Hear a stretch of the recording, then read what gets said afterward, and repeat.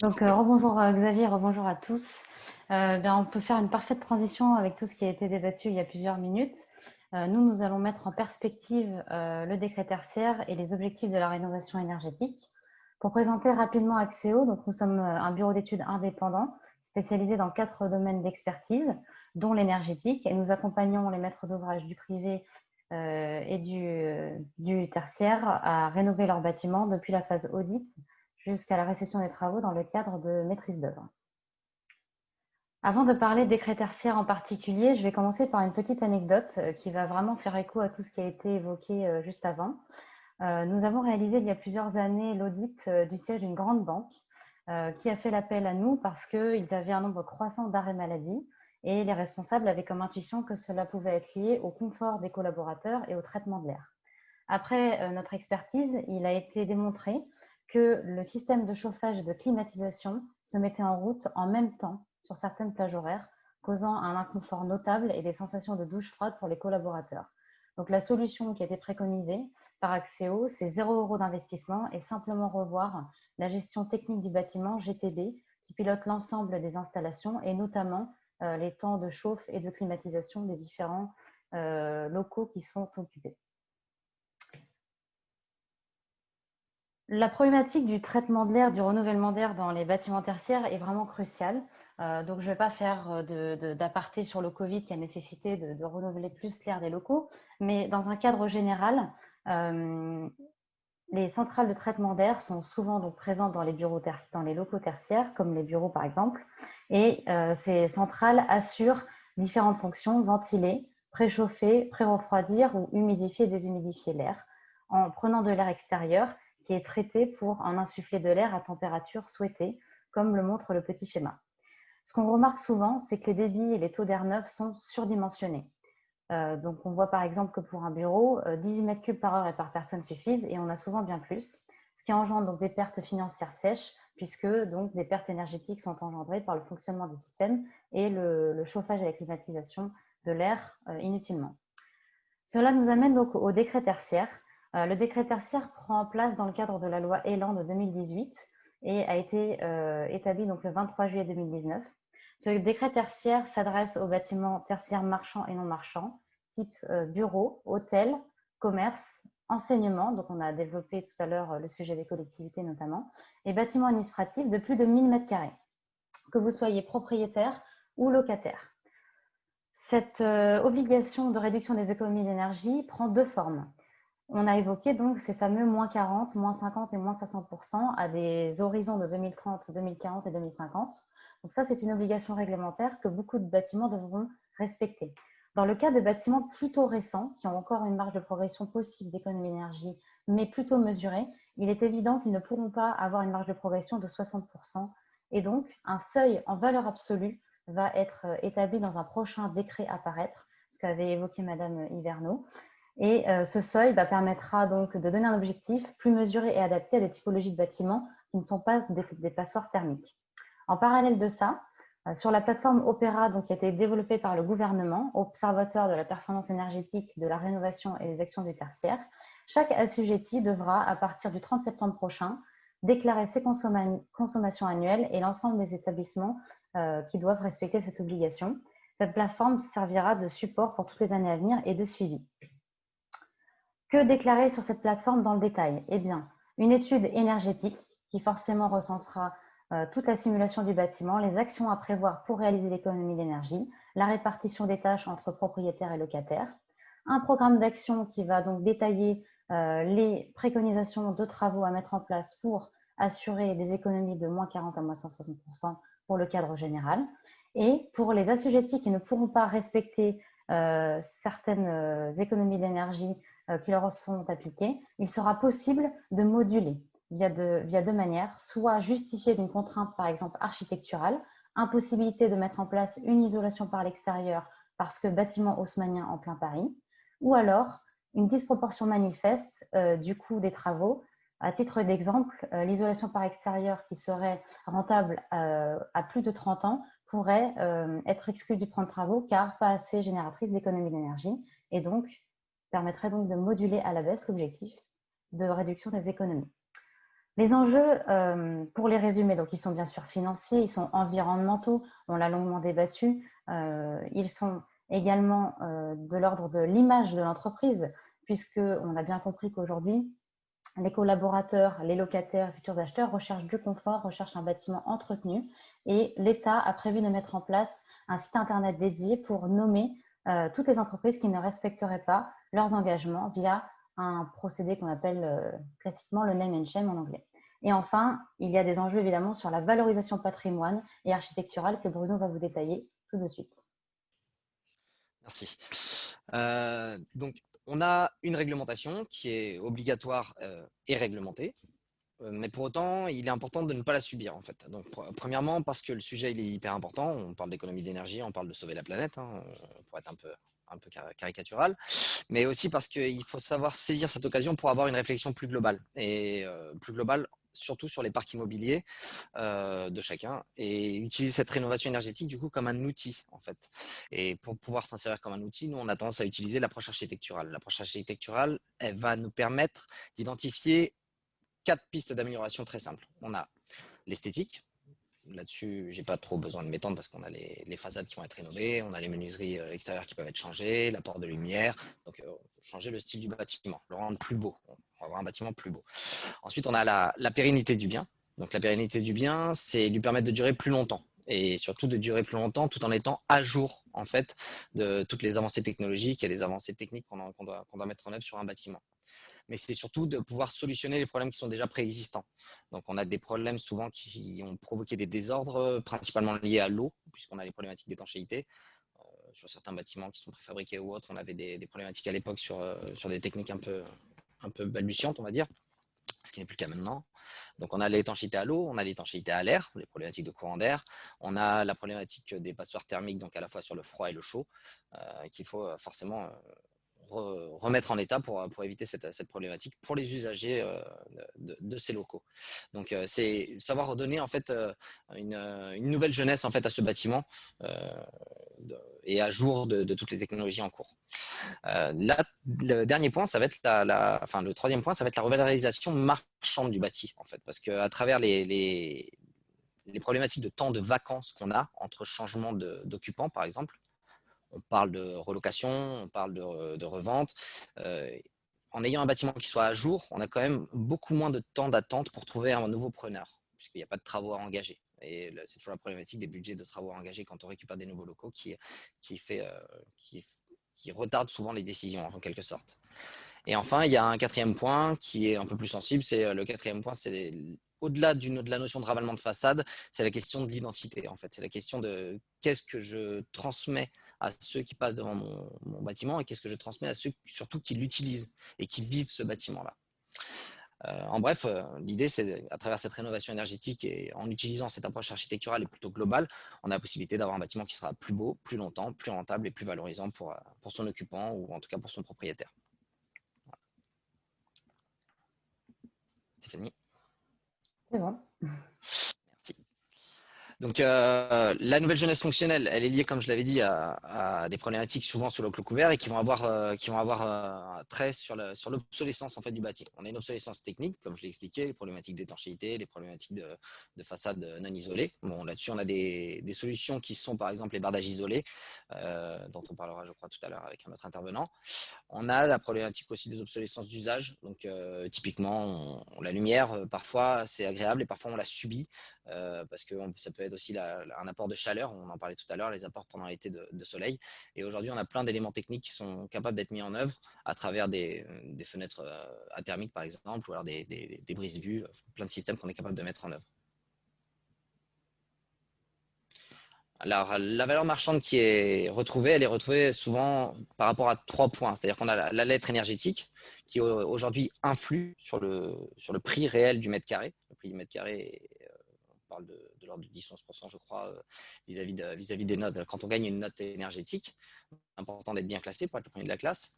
Le temps, c'est de l'argent, j'en ai parlé, c'est la question de la relocation et de la revente rapide, éviter les temps de latence, les temps de vacances trop importants sur des actifs immobiliers et surtout l'atout charme. Donc, c'est un nouveau critère, on va dire, 2 nouveaux critères qui sont pris en compte dans le choix d'un bâtiment tertiaire. Enfin, ils ne sont pas nouveaux, mais en tout cas, ils prennent une importance tout autre. Auparavant, on cherchait plutôt des mètres carrés et du fonctionnement, des équipements ou autres. Aujourd'hui, on va avoir tendance à beaucoup travailler sur l'esthétique et le confort des bâtiments pour une chose très simple, c'est qu'on a du mal à recruter les talents d'aujourd'hui. Et pour pouvoir recruter, aujourd'hui, un talent, il regarde où est-ce qu'il va travailler, dans quelle ambiance il va travailler, dans quelle atmosphère et dans quel environnement il va travailler. Donc, c'est extrêmement important. Et ça va de pair avec la notion justement d'image qu'on transmet vis-à-vis de notre bâtiment. Il y a l'image locale avec les utilisateurs, les usagers et le voisinage direct, les gens qui passent devant le bâtiment. Donc, c'est important de donner l'impression qu'on prend soin de notre bâtiment. Pourquoi? Parce que c'est aussi un vecteur vis-à-vis de l'image de marque. Un bâtiment qui est bien entretenu montre que l'entreprise se préoccupe de son bâtiment et se préoccupe aussi de ses usagers en quelque sorte. Parce qu'on ne fait pas travailler des gens dans un bâtiment qui est complètement parti à la dérive en termes d'esthétique et de fonctionnalité. Donc, c'est important, c'est une vision assez globale. Et un parc immobilier, ça se réfléchit dans sa totalité, mais aussi avec tous ses usagers et tous les gens qui l'entourent. Voilà. Pour illustrer tout ce que vient de dire Bruno et ce qui a été dit donc juste avant par tout le monde, nous avons pris l'exemple d'un audit d'un bâtiment de bureau qu'on a réalisé il y a plusieurs années. Donc, bâtiment tertiaire d'environ 10 000 m², passoire thermique puisque construction des années 70. Nous avons réalisé une modélisation dynamique 3D du bâtiment qui permet de modéliser précisément les scénarios d'usage, les températures de chauffe, de climatisation, les puissances dissipées et évidemment toutes les caractéristiques de l'enveloppe, les ponts thermiques et la définition des parois et de leur incidence sur les déperditions. Pourquoi j'insiste sur le mot 3D dynamique? Puisqu'aujourd'hui, vous avez à disposition sur le marché différents types d'études. Donc évidemment, il n'est pas question de DPE ici, mais vous pourrez avoir des études de type statique qui ont une précision très faible de l'ordre de plus ou moins 25%. Donc que dire d'études précises de plus ou moins 25% quand on a des objectifs à moins 40, moins 50 et moins 60? On a besoin pour que le maître d'ouvrage puisse réaliser ses économies d'énergie sur son patrimoine, d'une vision claire, optimisée et fléchée, et d'une trajectoire qui suit sa route, comme illustre la petite fusée. D'où l'intérêt de modéliser en dynamique avec une précision de plus ou moins 5% les bâtiments. On obtient différents types de résultats sur ce type d'audit. On va vous en démontrer, enfin vous en expliquer deux, pardon. Chaque kilowattheure perdu, ce sont des euros à investir. Donc sur le schéma, vous avez ici une représentation de la perte énergétique de chaque paroi de l'enveloppe de ce bâtiment. On peut citer 30 000 euros par la toiture ou 20 000 euros qui s'échappent par les fenêtres. Toutes ces pertes doivent être compensées par des gains gratuits, par exemple l'apport de chaleur en hiver par le soleil et également des puissances dissipées de l'apport de chaleur par l'humain et les appareils électriques. Tout ça, ce sont des gains gratuits puisque leur vocation n'est pas de chauffer le bâtiment, mais de servir de fonctionnalité pour le site. Il faut compléter ces gains par évidemment un apport thermique via des pompes à chaleur, des chaudières, un réseau de chaleur et tout autre système de production d'énergie qui vous sera expliqué tout à l'heure, notamment les réseaux de chaleur. Donc tout ça, c'est de l'argent à investir et moins on a à compenser ces pertes qui s'échappent par l'enveloppe, plus on réalise des économies d'énergie et on obtient les garanties fixées au départ d'économies d'énergie. Deuxième type de résultat, analyser le surdimensionnement des systèmes. En effet, le surdimensionnement des systèmes est un vrai fléau sur les bâtiments tertiaires et pas que, même en logement. On voit ici qu'en hiver, on a une puissance atteinte d'environ 600 kW en janvier, alors que 1100 sont installés sur le site, soit un surdimensionnement de quasiment 100%. Donc, un surdimensionnement, ça implique un coût d'achat à l'origine plus élevé, puisqu'on achète un système qui est 2 fois plus puissant que nécessaire. On a des rendements qui sont dégradés puisqu'ils fonctionnent à vitesse réduite et non adaptée. Et évidemment, on a une durée de vie limitée et des problèmes de maintenance. Donc, le dimensionnement adapté, c'est l'un des gros enjeux et donc un des résultats qu'il est possible de tirer des audits dynamiques précis qui sont réalisés. Pour finir sur cette étude, vous avez ici une présentation des différentes préconisations qui ont été proposées. Le but, ce n'est pas de toutes les détailler, mais simplement de faire ressortir tout ce qu'on a dit. On travaille sur l'enveloppe, isolation de la toiture et traitement des fenêtres. On optimise l'alimentation au chauffage en traitant les réseaux. On remplace les chaudières non performantes. On traite la régulation du bâtiment via la GTB, gestion technique du bâtiment, en réduisant le taux d'apport d'air neuf, en mettant en place un free cooling, c'est-à-dire une surventilation la nuit permettant de limiter la climatisation. On met en place des sondes CO2 pour détecter la présence des personnes, par exemple, dans les salles de réunion et ne pas renouveler l'air quand ce n'est pas nécessaire. Et on traite également des sujets sur l'éclairage et la mise en place d'un contrat performant. Tout ça pour réaliser au total environ 30% d'économie par rapport aux consommations antérieures. Pourquoi rénover son patrimoine? En bref et en conclusion, on l'a bien compris, il faut répondre aux exigences réglementaires et s'assurer que dans les années à venir, nos enfants effectivement puissent bénéficier d'infrastructures de bonne qualité. Donc il faut valoriser son patrimoine, à la fois d'un point de vue architectural et pour attirer acheteurs et locataires. Il faut évidemment anticiper la hausse du prix de l'énergie, puisque la problématique énergétique des ressources est cruciale et elle ne fera que s'accroître dans les années à venir. Il faut améliorer le confort des occupants et la productivité au travail et donc diminuer les arrêts maladie pour revenir sur l'anecdote. Réaliser d'importantes économies financières suite à des travaux d'amélioration énergétique et évidemment contribuer à l'effort mondial de réduction de notre empreinte. Pour finir, on a vu donc ces objectifs à échéance de 2030, 2040, 2050. Oula, 2030, ça paraît un peu loin. Eh bien non. Pourquoi? Puisqu'il y a une première échéance au 30 septembre prochain de déclaration d'un ensemble de données sur la plateforme Opera, établissements assujettis, consommation annuelle, etc. Et surtout, comme on l'a vu, pour passer de la phase audit à la phase travaux, il s'écoule plusieurs années. D'abord, on met en place un audit, on étudie les préconisations d'amélioration au cas par cas, puisque chaque bâtiment est différent, et je reviens sur ce qui a été dit lors de la table ronde. Ensuite, on met en place des cahiers des charges pour définir les travaux à réaliser. Et enfin, on réalise ces travaux qui peuvent prendre également plusieurs années. Et enfin, on atteste de la réelle économie d'énergie avant 2030. Donc, d'où la nécessité de s'y mettre dès maintenant pour réaliser à temps les économies d'énergie attendues et valoriser son patrimoine.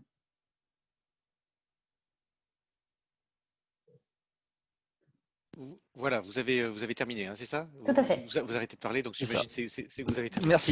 Merci. Merci à vous. On va couper donc Moi, j'avais plusieurs questions à vous poser. Je coupe la présentation. Et puis on a des questions du public aussi. Une première question là sur l'étude, l'audit qu'il faut mettre en place qu'il faut diffuser sur la plateforme Opera. Si j'ai bien compris, c'est au 30 septembre prochain que ça doit être fait. Alors, au 2021. 30 septembre prochain, vous devrez déclarer l'ensemble de vos établissements assujettis, Ouais. déclarer les consommations annuelles et déterminer la part de consommation liée au chauffage et à la climatisation et la part liée aux équipements. En réalité, pour réaliser cette estimation, il faudrait faire une partie de l'audit. Je pense qu'il va y avoir des aménagements possibles pour estimer dans un premier temps la part du chauffage climatisation et la part électrique pour tout ce qui est équipement de bureau ou tout outil utilisé sur le site. Et ensuite, dans les années à venir, il faudra déposer vraiment le dossier complet et tout assujetti qui souhaite moduler à la baisse l'objectif devra le justifier. S'il n'y a pas de justification, il y aura pénalité, name and shame et différentes amendes qui ont été établies dans le décret. Ouais. Donc le 30 septembre, quand vous dites prochain, c'est pas de cette année, hein, c'est en 2021. Hein. Oui. On est d'accord. Donc, ça veut dire que moi, ce que je vois, j'avais pas pris conscience de ça, même en regardant le décret. Ça veut dire ces audits, ça va être colossal Oui, le c'est nombre colossal, d'entreprises qui effectivement. vont se bousculer, entreprises et aussi pour le parc public, hein, parce que finalement tout le monde est concerné par ce sujet, qui vont se bousculer pour pouvoir déposer les éléments sur la plateforme Opera. Tout à fait. Tout à fait. Et on est bien d'accord, ça c'est pour le public, que c'est les bâtiments publics comme les bâtiments privés là qui sont concernés. Exactement, tertiaire, marchand et non marchand, donc tout ce qui est bâtiments administratifs, Ouais. sociaux, enseignement. Ce qui est exclu, c'est le secteur industriel, en tout cas de ce décret. Ouais. Une question d'un spectateur anonyme qui n'a pas voulu laisser son nom. Avec la Covid et l'expérimentation du télétravail, de nombreuses entreprises vont sans doute réduire leur surface avec le mix télétravail et espace de travail collectif. Quelles conséquences sur le marché de l'immobilier tertiaire, prix à la baisse, le choix des biens les plus valorisés? Alors là, moi je vois deux questions. C'est une question de prix, de valorisation, mais il y a aussi une question, ce que vous disiez là, qui est plus énergétique, c'est-à-dire que on a conçu des bâtiments pour qu'ils soient occupés avec un nombre de personnes, et puis d'un seul coup, cause Covid, il y a beaucoup moins de personnes. Et donc c'est ce que vous décriviez tout à l'heure, Stéphanie, c'est-à-dire que de facto, on a un bâtiment qui est surdimensionné. Oui, tout à fait. Donc, ce qui va compter, c'est la surface possédée par l'assujetti dans son établissement. Après, à l'intérieur, il y aura des scénarios d'usage et une utilité du bâtiment. Donc, chaque année, l'objectif pourra être révisé pour s'ajuster au plus précis de l'utilisation du bâtiment. Et effectivement, le télétravail fait partie de ces modulations. Mais il est clair que, comme l'avait dit aussi quelqu'un dont j'ai oublié le nom dans la table ronde, mais il y a parfois des bâtiments qui consomment autant en étant occupés partiellement ou pas occupés, ce qui veut dire qu'il y a un vrai souci de régulation via notamment des systèmes, comme j'ai évoqué, de la GTB, et aussi peut-être un souci au niveau de l'enveloppe, évidemment.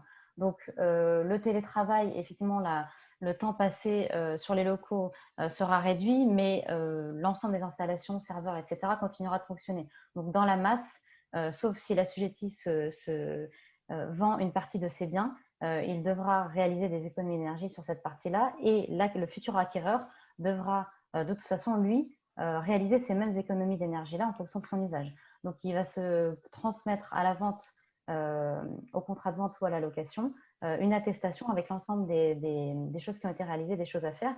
Donc, si l'assujetti ne joue pas le jeu, entre guillemets, eh bien, il verra son bien pénalisé dans le cadre de la vente ou de la location, puisqu'il sera moins attractif et donc moins de possibilités de le vendre ou de le louer. Oui. Une question en termes de coût d'Hippolyte qui dit bon, belle présentation. Le DPE va-t-il être modifié et quel outil avez-vous utilisé pour l'audit? Alors, l'outil, nous, que l'on utilise en tout cas chez Axéo, c'est un outil qui a été développé à l'origine par les mines de Paris et qui est en perpétuelle évolution, Ouais. qui s'appelle donc Pléiade Comfy. C'est un Ouais. logiciel 3D qui modélise tous les flux entrants et Ouais. sortants entre chaque zone thermique, entre une zone de bureau, entre une plateforme hotline, etc., entre des locaux d'archives. Et ça permet de modéliser précisément l'enveloppe et de s'engager envers le client sur des gains précis d'économie d'énergie.